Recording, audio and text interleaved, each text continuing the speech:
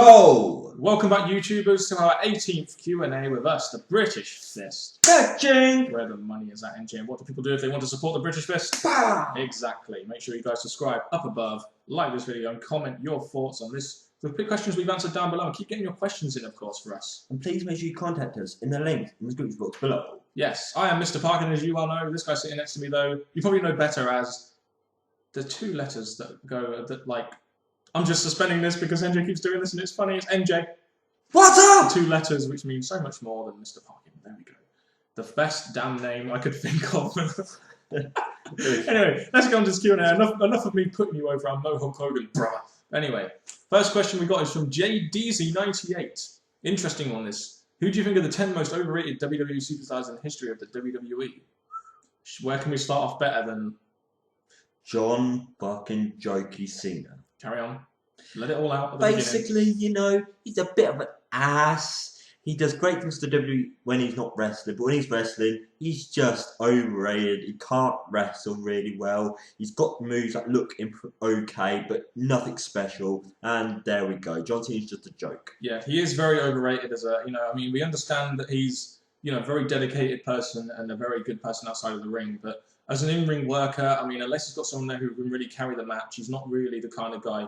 He's just for what he is, he's just very overrated. If he was in the Attitude Era, he wouldn't be a main event. If it wasn't for Brock Lesnar going, John Cena wouldn't be a main eventer. I just think that's why he's overrated.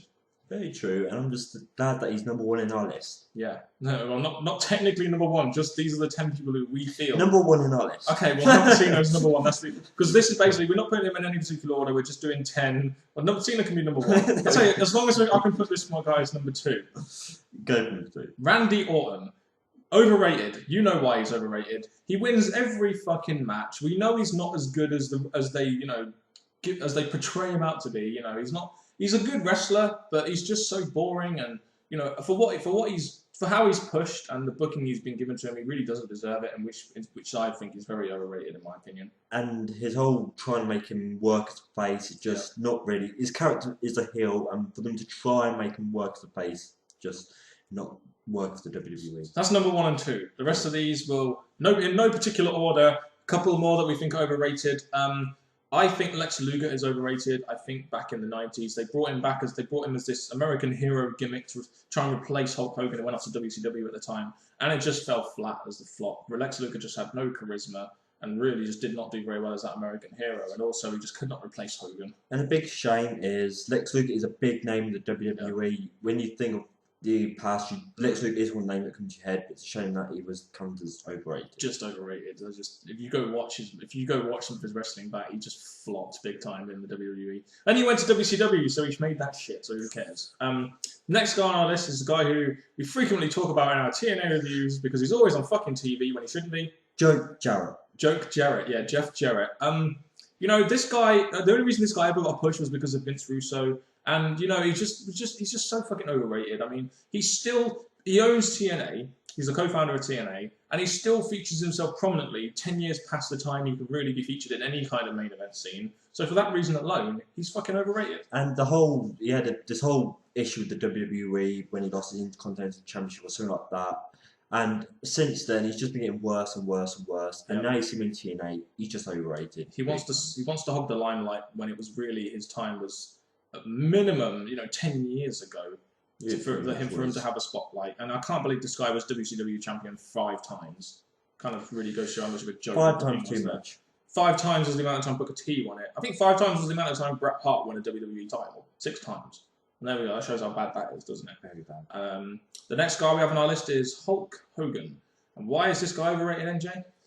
Again, his moves are a bit not stiff. They just don't look as exciting as other wrestlers, and he just doesn't have many moves. No, he's very sort of, he's there for a draw. He's there for the psychological. Don't get me wrong. Hulk Hogan is a great psychologist. He can work a crowd very well. That's the reason why 93,000 went to see him and Andre the Giant at WrestleMania 3. He's just not really a very good wrestler, and he's kind of proved that every now and then. His matches are very off. His finisher is a leg drop. And for that alone, he's overrated. And the whole thing is, he does try and work with the other wrestlers, but I don't think he works well as he could have done with them. I think he had a good match with Shawn Michaels, though.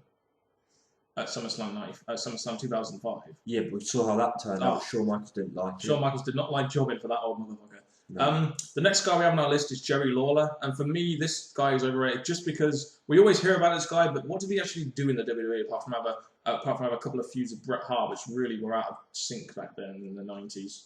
Again, he's another guy when you think of WWE, you do think of him. You don't think of him as a wrestler, No. you think of him as a commentator. Yeah, and for that, he's not overrated, but as a wrestler, he is overrated. Just what did he do? He didn't do anything really, did he? No, that stands out, not really. The next guy on our list, and MJ isn't going to like that, but I've seen a lot of people think this guy is overrated. Triple H. A lot of people think he's overrated just because they think that if he didn't sleep with the boss's daughter, he wouldn't be where he is now. And I know it hurts to say it, but it's kind of a a thing there. We don't really know, but who the fuck are you talking to, R-Truth? Well, for some reason, people are buying Triple H. Well, you know what? Cena is number one. Triple H, yeah, he might have worked his way to the top in a bit of a naughty way, but he's there now, so up yours, people. Can I just say 2 words? Breakfast Club. The next guy we have on our list is Zack fucking Ryder. Big time. We both think this guy's overrated. Just because you have a wrestling show, it doesn't mean you're like over with people. It's when you're working in the wrestling business, you get yourself over with your wrestling, not with your internet shows, and it's just this guy's not very good, and I don't see why people want him to be world champion. It's just so fucking overrated. The whole thing is that, again, you hear other wrestlers trying to big him up, trying to say good things about him, but I think they're just doing that because they know the crowds, the internet fans seem to like him, not because he's any good at what he does. Yeah, but we see through that fake. We do. Yes. Anything more you want to say about Zack Ryder? Because I know we can talk about him all day. Okay, fair enough. The next guy we have on our list is a guy who really can't wrestle. It's Great Khali, and why this guy ever won a world championship, I do not know. This guy is just so slow in the ring. His wrestling ability is very limited, and is just so fucking slow. This is probably one of the most overrated guys of the current era. Well, to sum him up, I'm going to say... That pretty much sums him up. But yeah, just very overrated. Why this guy ever got a championship, I don't know.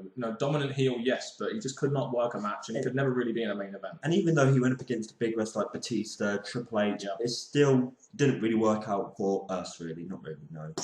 Number 10 on this list, just because this guy is just like Hogan. It's Ultimate Warrior, and I think we all know why Ultimate Warrior is overrated. The guy, again, like Hogan, he was a draw, but he really couldn't wrestle, and he didn't sell for anyone. His backstage politics were ridiculous. For him to get where he was based on his wrestling ability alone, is just really makes him really overrated. No doubt he was a draw. People loved him, but it's just very, very, very overrated in the time. I agree with that. And just one name I'm going to throw in there, or 2 more wrestlers. Go on. Kevin Nash. Ooh. Basically, NWO was a big chance that lifted him up to where he was. I think without NWO, I don't think he might be as big as he's made out to be. Well, he is the lowest drawing WWE champion in pretty much history. Well, there's one in the 90s. Without he was big before NWO, but NWO made him bigger. But I can see where you're coming from. He is very overrated. He's very slow in the ring. I never really got into a Kevin Nash match, even against some guy like Hogan, and that's why I think he might be slightly overrated. There we go. Who was the other guy you were thinking of? Is again, like Dan was saying about the earlier wrestler, just looking at what internet says, there was Rey Mysterio came up a few times. Yes. And as much as he does have good moves in the ring and can actually put on entertaining matches, I just don't think he's that's why he's not world champion or WWE champion now, because I think he's basically losing it and his injury. I do think this guy, he is a great wrestler. Rey Mysterio, don't get me wrong, he can work a great match. He's one of those guys who's really easy to work with. But again, he's one of those guys when he's beating a guy like Kane every week, you just can't believe it. And for that reason, he can be considered overrated, although other people probably say he's underrated. Yeah, I don't think he's got his rub correctly from where he is in the business now. I'll give him he's entertaining, but there's just things about him that I think would count as overrated. Yes. And the next question is another top 10 question. So I think we should name this Q&A Top 10 Special. Very good thinking. Very good thinking. Brian Nelson asks us, who are your favourite top 10 wrestling debuts? Now, we haven't really got this in any particular order, but there are 10 debuts, or 10 or so debuts here, which we can mention. The first one being... Nexus! On Raw 2010, these guys shook up the Raw, with what they did, their impact they had. The way they went after John Cena was very impactful. We couldn't really argue. It just refreshed Raw loads, didn't it? And really made Raw better for 2010. And definitely with Nexus getting involved in wrestling, it definitely gave them all the wrestlers that were in NXT a name and it definitely made a big impact for 2010. Yeah, and it was Can't just beat that. something we just didn't expect as well, which just made it a bit more impactful, didn't it? Very true, yes. Yeah. Next we have Chris Jericho at Raw in 1999. Now, Jericho, I think Jericho was only really considered a mid-carder in WCW. When he came to WWE, they really spotted his talent, and the way they debuted him was very good. They had The Rock hitting a promo, Chris Jericho interfering, with his music, which was very good at the time. It was just a very good way of introducing a guy against someone like The Rock, and you have the whole, "What's your name?" It doesn't matter what your name is! Oh, that was awesome as well. Just a great way to introduce Jericho, wasn't it? I liked it. Big thing, because obviously him to come out against someone as big as The Rock, it definitely helped Jericho get a good start in the WWF. Definitely. Well, yeah, WWF at the time, wasn't it? Of course, I was going to say WWE. Next debut we have on the list, you can tell by NJ, because his face is lighting up. No, it's not the lights, it's NJ's face lighting up. It's Kane! And why was this a good debut? He interrupted a big match between Shawn Michaels and The Undertaker in Hell in a Cell. Bad Blood 97, wasn't it? Very good pay-per-view. The way they did it was good, though, wasn't it? The way that he came in through the door and he had Paul Bearer with him. Him and Undertaker were two very similar guys in terms of size. The whole impact of it was very good, and the way Kane did his signature fire thing was very gifted at the time. And the way they did that whole thing was just brilliant, in my opinion. It definitely gave Kane, they had the whole build of Kane come in, but for his big return at that pay-per-view, in just doing that, definitely great debut for Kane. It's definitely a good moment, and we've seen how rivalry between Kane and Undertaker has developed since then. So very true. Just makes it that more impactful, doesn't it? The next wrestling debut we have on our list is Undertaker at Survivor Series 1990. Of course, we know Undertaker is pretty much a legend in WWE. The longevity of that character and the introduction of that Undertaker character was pretty good, wasn't it? Let's face it, in that Survivor Series match. It was. Definitely the WWE saw something great in this man, and they've actually just carried on work through it. Like you've seen WrestleManias now, you've seen him do great things with other wrestlers, helping them their careers. So he's definitely been a great thing for the WWE. It's just a debut of a very unique character, which really puts it up there for me. That's very true. And the character that has got so much longevity as Undertaker really deserves to be on that list. True, he does.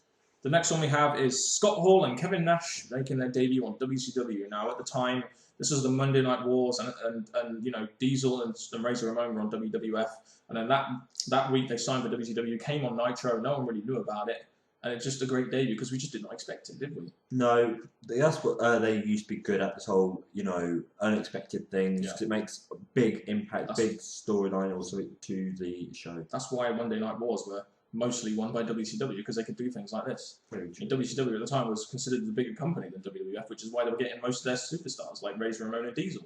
And that's how you've seen how these two, how they've grown into the wrestling era. NWO, bitch. That's all I can say. Very good. That was a good debut, wasn't it? NWO. Very good batch with all the members. Basher, was it? I think it was Basher at the Beach 97. I'm not really sure when they revealed Hogan as the third member, and then you had the debut of NWO as the heel group, and it really, really shook up the Monday Night Wars. I can't remember if it was 96 or 97. Sorry about that. My wrestling history isn't very good. I was probably 7 at the time. That was a great debut, the whole NWO thing. You've seen how great of a faction they became, so yeah, it was definitely good. Really shook up the Monday Night Wars. The next one we have is Taz at Royal Rumble 2000 even, simply because there was a lot of talk at the time, because he was one of the ECW's main guys. There was a lot of talk at the time of him coming to WWE after the, with ECW coming downhill. And he made his debut in that match against Kurt Angle, and that open invitation match that Angle had at Royal Rumble. Very good way of introducing the Taz character. Again, like I said, in the past wrestlers we spoke about, for them to go against someone as big as Kurt Angle at the time, it was definitely helped Taz to actually get involved and actually have a name for himself in WWF. Yeah, and then you had the whole Taz mission as well, which is Taz only choked Angle out. At the time, that was a huge victory for him. Very big indeed. Yeah. The next one we have is Eric Bischoff. Now, this is simply because in the WCW Monday Night Wars, Bischoff and McMahon hated each other. Now, on this Raw, Bischoff came out and hugged Mr. McMahon, and then he became the Raw GM. I'm back! Yeah, well, you carry on singing that. But this is just a very impactful way of bringing Bischoff. No one in their right mind thought Bischoff would hug Vince and McMahon, because it's just a match of they didn't even think they'd work together, just because they hate each other so fucking much. No, and obviously he made big impact from then on, making the Elimination Chamber, great matches. So I think for him to be involved, get a great debut like that, involved in wrestling once again, just great. One debut I do want to quickly mention while I remember it. I know you don't like this guy, but John Cena. Remember his first match against Kurt Angle? He put on him and Angle had a good match. You don't care, do you? Not really. Okay, well, he nearly beat Kurt Angle. It's a good way of introducing John Cena. Almost. All right, then. Well, whatever. You keep your personal differences aside. I'm saying that's a good debut. Next debut we have is Brock Lesnar. Remember when he came in with Paul Heyman, and Paul Heyman was being his mouthpiece, and they really hyped him up as this huge monster heel at the time. And definitely, obviously, when you think of big guys like that, you do think of big things, and he definitely did.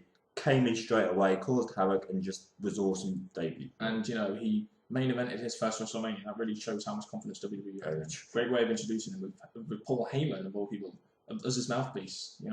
Very good. He gave him the heel heat and all that ready for his career. Yeah, definitely. Next is Santino Marella. Remember this when they were in Italy and they had him defeat Umaga coming out the crowd. That was Bobby Lashley's help, but it was definitely a great first match for the Intercontinental Championship. Yeah. Well done, Santino. It was funny because it got the crowd on its feet. Obviously, because he was from Italy. Supposedly he was Italian, even though I don't think he actually is Italian. I don't know. There was a good debut which I can remember all the time. Just because he went in and defeated, he was just plucked out of the crowd and defeated Umaga. Oh, very good. And again, his first match, it's going to be counted as a first championship win. Yeah. Just a great way of bringing Santino into the wrestling. Especially from a Santino mark such as himself. Yeah. Yeah. Anyway, one special mention I do want to make here, and when you talk about wrestling debuts, you cannot stop and laugh about this. The Shockmaster. Does everyone remember the Shockmaster when he came in and tripped over the barrier and then his mask came off and it was just like Sid Vicious there like saying, "Shockmaster, we're coming after you." And it was just such a funny. That was so funny. I couldn't believe it. I'm just red in laughter at the moment. That was fucking hilarious. I had to mention that. I think that's all we've got time for really. 16, 17 minutes now of us talking about questions. And that is our top 10 special. Yeah, top 10 special over and done with. 2 questions there. Thank you for Brian Nelson and who's the other guy? I can't remember.